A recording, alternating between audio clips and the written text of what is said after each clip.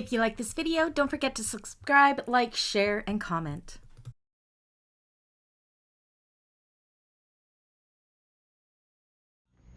Hello everybody, welcome back to my channel and another tutorial. Today we'll be sewing along together this lovely little bag here, the Konin bowler bag by Country Cow Designs.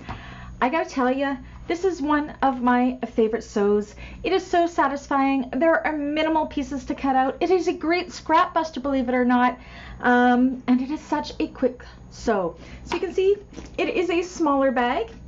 It has an awesome little carry handle here, a detachable crossbody strap. In the pattern, she uses webbing for the handle and the strap, so you can definitely do that. I chose to have a double zipper pull on it. Now this is a bound finish. Do not let that scare you, because this is the perfect bag, especially if you are new to binding, to get that practice in, because this was so easy to bind. Now my chosen method of binding is I always use a double fold bias tape, but of course, as you know, there are so many different ways you can do it with waterproof canvas or fold over elastic or what have you. In this tutorial, the things I did differently was the pattern calls for a card slots on the inside. I did not put card slots in mine, but Jo does have a video on making this bag herself. That is the designer of the bag that shows how to do that, so you can definitely hop on over to the Country Cow Designs channel if you want to see how to do that and to put it into this bag. I put a zipper pocket with an overlay on one side. Again, you can close that right up. This is not a turned bag, it is a bound bag. What else did I do differently? I didn't do too much differently. Again, I made my own straps rather than using webbing. Yeah, so really just that card slot. I left that out just because I myself am not one that likes card slots in purses. I'm actually going to make a matching wallet for this one. So materials used in this bag. This one I made with the Galaxy Customs. I believe this one's called the Viva Las Vegas blue suede shoes glitter vinyl. It just makes it look so very retro. My zipper and zipper pulls are from blue Calla. All of my hardware is from Emmaline bags. There are multiple interfacings you can use in this bag, and Jo has included that in the pattern. I use Decovil Heavy as my main stabilizer.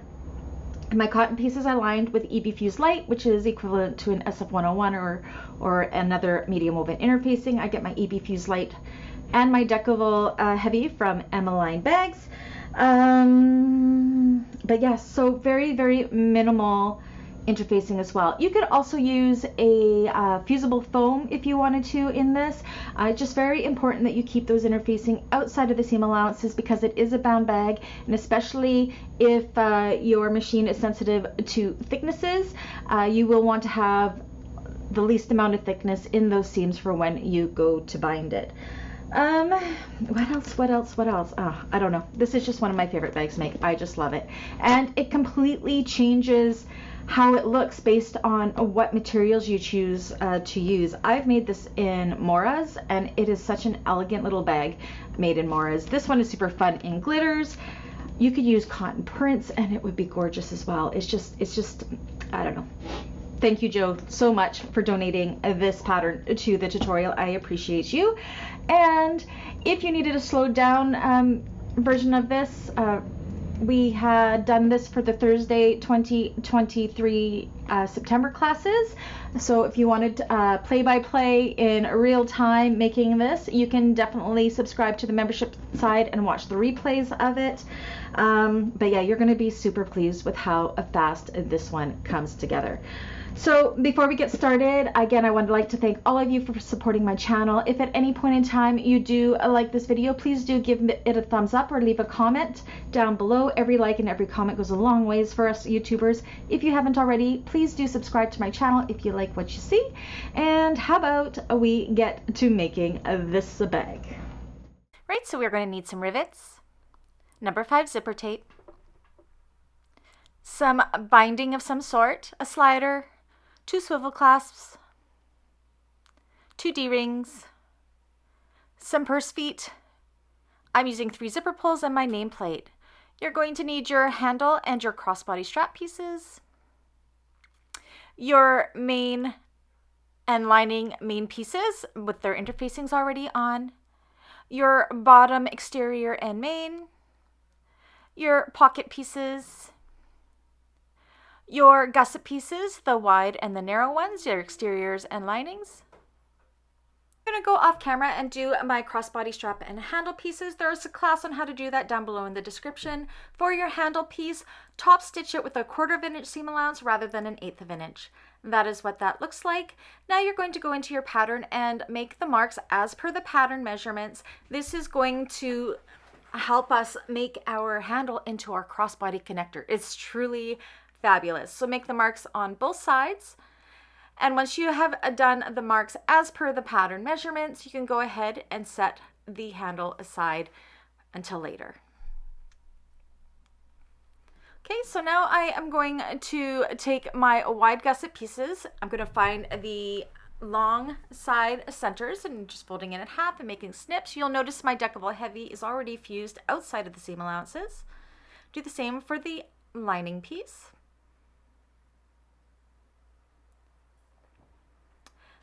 Now I'm going to go ahead and I am going to use a double-sided tape. I make my zipper tape a little bit longer than my pieces. It just helps a little bit, I find, in the sewing. Use clips if your machine is sensitive to the double-sided tape. On the lining piece, right side up, go and put some double-sided tape along the top. You're going to take your zipper also right side up and you're going to stick that down or clip it down. You can go ahead and baste this if you want. I'm going to skip that step. I'm going to use some more double-sided tape. Again, you can use clips. Put it on the right side of one of the long sides of the exterior wide gusset piece. And then you're going to put this right sides together with that zipper tape and that lining piece, making sure that they line up perfectly. Stick it down into place. And then we're going to go ahead, take this to the machine and sew across here. Now I have gone ahead and put on my zipper foot, or I'm putting my zipper foot on now. This is really critical to get a nice and straight zipper, so I strongly recommend putting on your zipper foot or a narrow foot here, and then go ahead and sew across.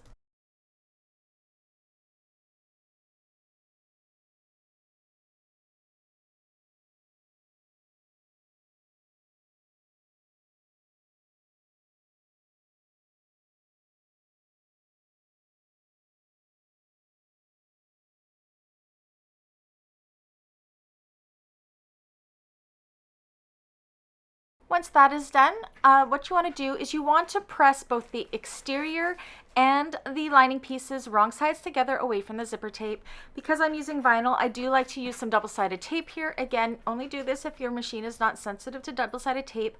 Otherwise, take it to the iron if you can and give it a good press, or give it a really good finger press. So I'm going to do the same on the lining side, just along that seam allowance there, bringing these wrong sides together.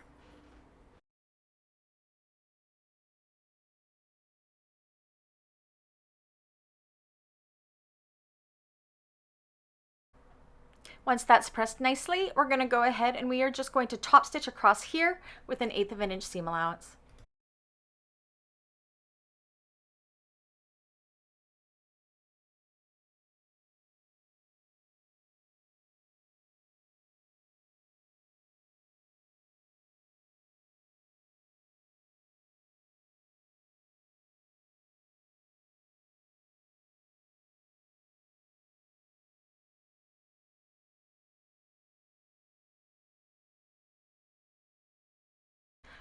All right, so that's that all done. Next, what we're going to do is the exact same process with the other side with the narrow gusset pieces along the unworked side of the zipper tape, making sure they line up perfectly with the wide gusset. So that's that all done. Now what we want to do is find the center of our exterior piece here. So you're going to take that finished gusset piece, fold it in half, and then do a small snip where our center is. And this is going to help us with our handle placement. So again, fold the finished gusset piece in half and make a snip or a mark. And I'm just double checking that my little snip is centered, which mine is. Now you want to fold the lining out of the way. We do not want to accidentally sew through the lining, so I'm just folding my lining back towards the narrow gusset, away from the wide gusset, and holding some clips in place. Now what we want to do is take the handle piece, use a little bit of double-sided tape, small little pieces on both of the short ends of the wrong side of your handle. You're going to slide your D-ring on to each side like so.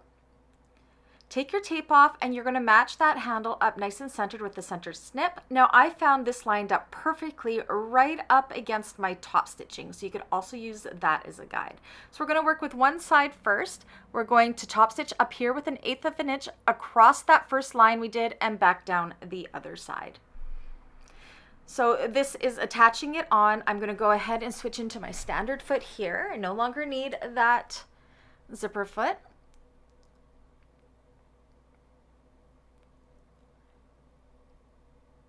And then we're going to go ahead and, again, 1/8 of an inch. This is why we did that handle with 1/4 of an inch, so we get some decorative top stitching here, which is great. So up with 1/8 of an inch across that first line mark that we had drawn. Make sure your needle's down before you pivot, across that line,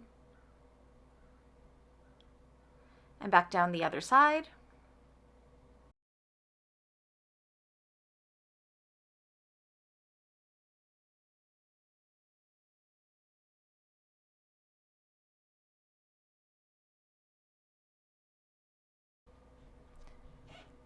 Okay, so that's done. You're going to take that D-ring and put it nice and snug against that stitching. And next what we're going to do is a top stitch again across here, down that second line, up and across the third line. And what that is doing is putting our handle in place, and it has secured our D-ring. So I am going to pull my threads long, so I'm not going to have that buildup of backstitch. And then you'll see me pull my threads to the back and tie them off. You can definitely backstitch if you like. That's just my nice and clean, seamless way I like to do it when my top stitching will show. So go ahead and do that for both sides.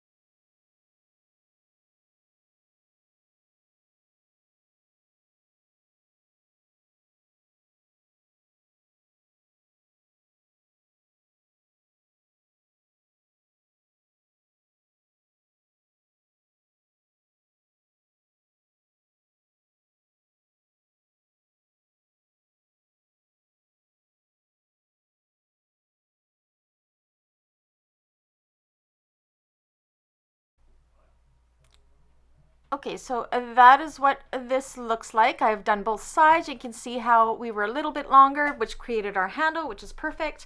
I'm just marking here where I'm going to put my rivets. So I'm putting them along the secured side, not on the handle that's looping up, just on either side of the stitching to help with any stress there. So here it is. That is complete. You can go ahead and bring your lining back down flat, and you can go ahead, trim off those excess zipper tape if you have it.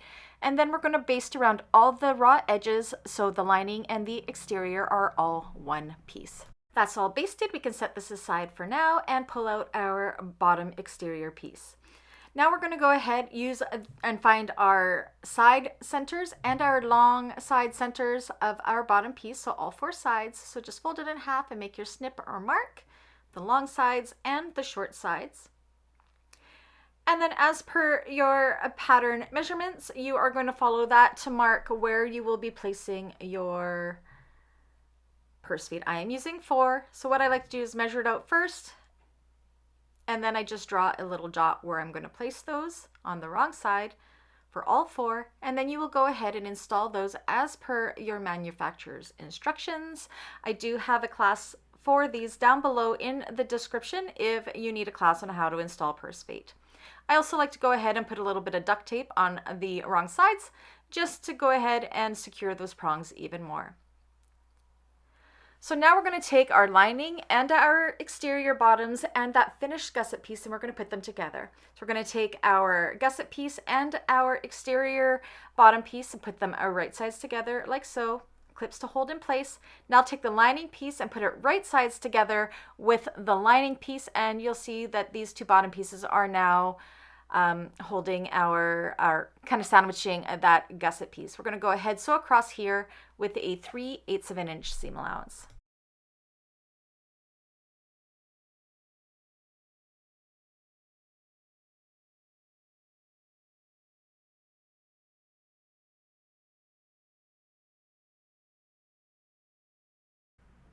Once that's done, we're going to go ahead and bring those right or wrong sides together like this, and we're going to top stitch right on through that seam with the seam pointing towards the bottom of the bag. Now you will notice that my gusset seems a little bit narrower than my bottom piece. That's okay. That just is probably how I sewed my zipper on, so I will just trim that up ever so slightly to make them even. So that's my top stitching done there. Now we are going to do the same with the opposite side. It's just a little more tricky. So you're going to bring up the exteriors together like so. Hold them in place with clips. And then bring the lining up. Now undo your zipper. It'll make it a little bit easier for these to go. You're going to have to squish it kind of like so. Bringing that lining piece right sides together with the lining side of our zipper gusset piece. Adding it into the clips. And then go ahead and sew across here with a 3/8 of an inch seam allowance. Now, before we top stitch, you want to bring these pieces wrong sides together, so kind of work it around. And then what we're going to do is clip together the raw edges of the two bottom pieces, because we are going to base these and top stitch that other side all at the same time. So bring them in nice and tight like this. It should fit perfectly. So along one side and then again along the other side.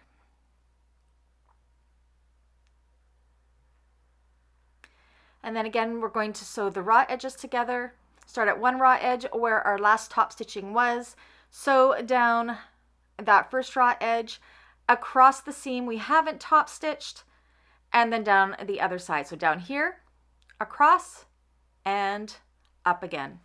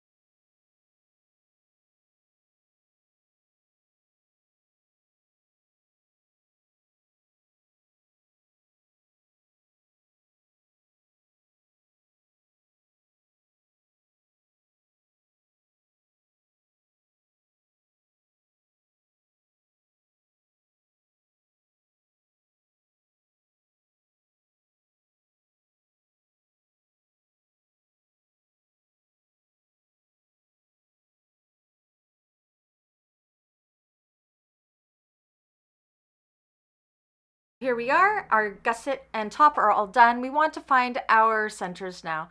So we're going to just make sure our centers line up, and we're going to fold it in half, matching up those seams and making a snip on the top and bottom for both sides of the raw edges.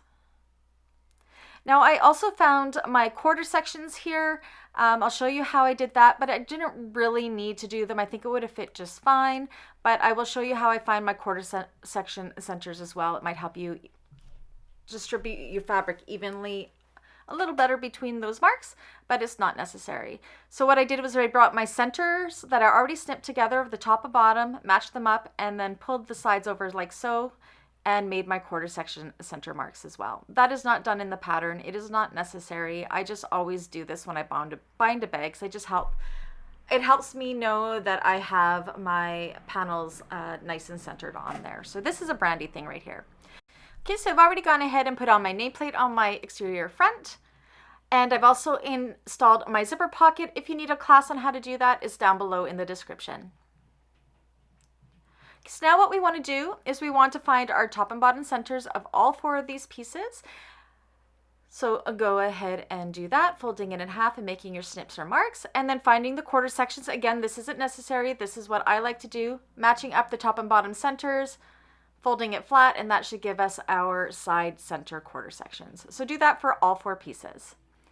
Okay, so now what we want to do is make sure, I like my zipper pocket to be on the back of my bag, so you're going to put the back exterior wrong sides together with the piece you want to be your back lining piece. Wrong sides together, hold them in place with clips, and then you're just going to baste these together with an 1/8 of an inch seam allowance all the way around so they act as one piece.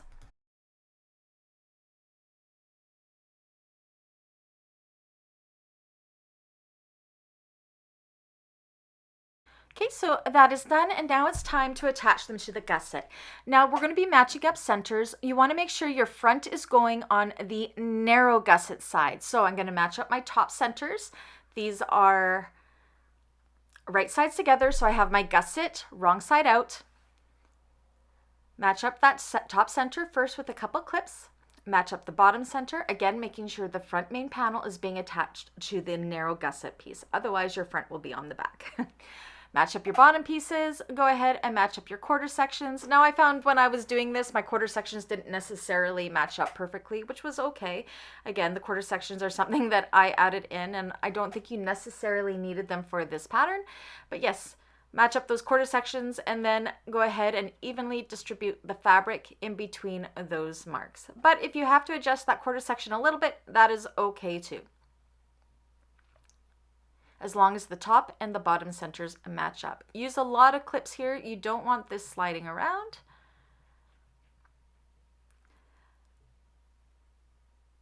Now you may notice that the gusset doesn't look like it wants to wrap around the main panel. That is because our gusset piece is straight and we want to make it a curvy piece. So to make it so it can fit around, we're going to go ahead and put small 1/8 to a scant 1/4 of an inch snips into just the gusset side of that. And what this does is make it so we can spread that fabric out and around that curve so it matches perfectly. And then go ahead and hold that with clips. As you can see, that has done it. You're going to do the same with the opposite side like so, and we're going to go ahead and sew all the way around there with a 3/8 of an inch seam allowance.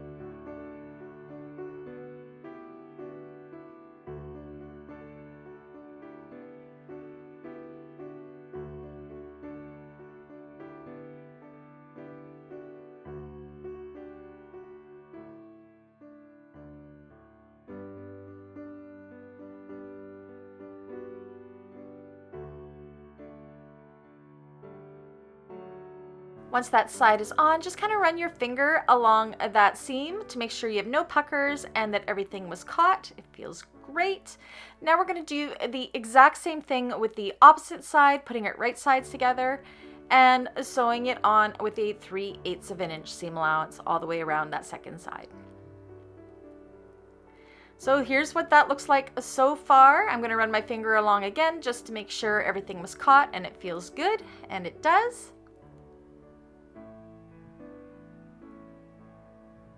So I'm going to go ahead and I'm going to bind this with my bias tape. I like to use extra wide double fold bias tape that I get at Fabricland. So go ahead and bind the bag as per your favorite way of binding a bag. If you need a class on how to do bias tape binding, I do have that down in the description. So this is how she looks out, all bound. Go ahead and flip her right side out. I was a little worried with the glitter vinyl that it was going to be too sticky to turn out this small bag, but the mouth opening of this bag is super big, so it was not hard at all. So if you aren't using a sticky vinyl like me, you will turn this out a lot faster than I am, but as you can see, even with the glitter vinyl, it is not a bad turnout at all.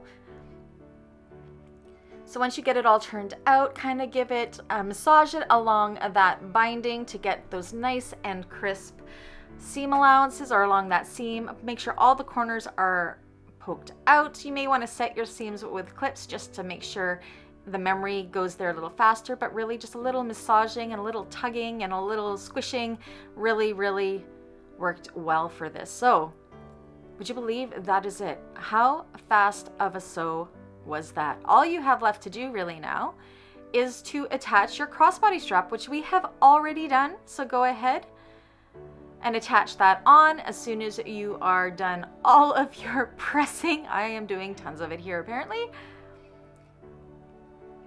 She looks great. Again, my inside looks amazing. Attach that crossbody strap. Admire your work, pat yourself on the back. I hope that brought your sojo back if it was gone, and then we're done.